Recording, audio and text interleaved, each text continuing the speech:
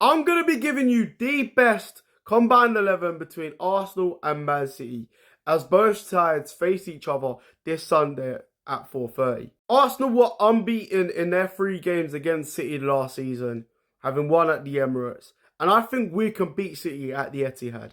No joke. But before we do that, before we talk about the game, here is my combined 11. Keep watching to find out who goes at left wing if I use a left winger. And following his brilliant double save against Atalanta yesterday, David Raya has to start ahead of Ederson in my team. He is the Golden Glove winner currently, and he was in the PFA Team of the Year.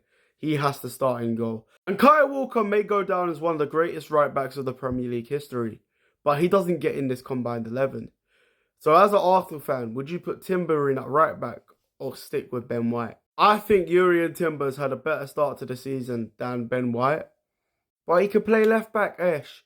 Nah. I'll tell you why in a sec. Anyways, the combined centre-backs. It has to be Gabriel and William Saliba. Big game players. They come in, away from home, keep clean sheets. They do the business. Can they do it again against Erling Haaland? I believe so. They were brilliant against Atalanta. Gabriel, underrated centre-back, has to be in this combined 11. And we know William Saliba is one of the best centre-backs in world football. I think Gabriel is the top 3 centre-back in the Premier League. He's better than Ruben Diaz and any of the other Man City centre-backs. Josko Gvardiol is my left-back in this combined 11. I think he's had a brilliant 2024 at left-back for Man City. He scored some important goals for them as they won the league title. He's improved them at left-back. He offers a lot of attacking threat, defensive stability, brilliant in the air. That's why Timber goes at right back. I think he's one of the best left backs in the Premier League. Oh, our first midfielder in this combined 11 is Kevin De Bruyne. And Pep Guardiola says he could face Arsenal. I don't think he plays any more than 60 minutes against Arsenal. And I think he is massive if they're going to have any chance of beating us. He's brilliant in set pieces. He's a brilliant crossover the ball. He has that X factor where he can win games. And his chemistry with Haaland is superb. He'll be going as an attacking midfielder. I have to give him credit where credit's due. He is the best centre defensive mid in world football. Brilliant defensively, one of the best passers in world football, can score goals. There's nothing more versatile than this guy right here.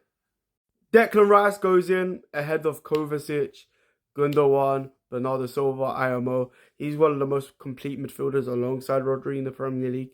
Massively clutch for Arsenal. Held his own against Atalanta really well. Brilliant leadership. And a brilliant signing for Arsenal.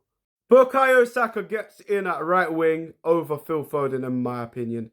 He was the better player in the Euros as Phil Foden disappeared. I've not seen enough of Phil Foden at the start of the season. Meanwhile, Bukayo Saka has 4 assists in 4 games in the Prem. At striker, we're definitely going to have Erling Haaland. His goal tally speaks for itself. He is on fire in the Premier League. But I do think Saliba and Gabriel will pocket him. But if it wasn't for his goals, Havertz starts in front of him. So who's left wing? I'm not having a left winger in this combined 11. Martin Odegaard is in. These are the best players available that have to be in this combined 11. He's a better midfielder than Phil Foden. I don't care what anyone says. He dictates the tempo. And we missed him in games against Tottenham, at Atalanta. Like, he is one of our best players. It would be criminal not to have him in. And this is my combined 11. If you're mad, argue with me in the comments. I've got time. It's a Friday afternoon. I would have had Phil Foden in this side if he didn't stink up the Euros. He became the most overrated midfielder in world football in that tournament. Arsenal v City this Sunday. I'm live for the game. Join me at 4:30.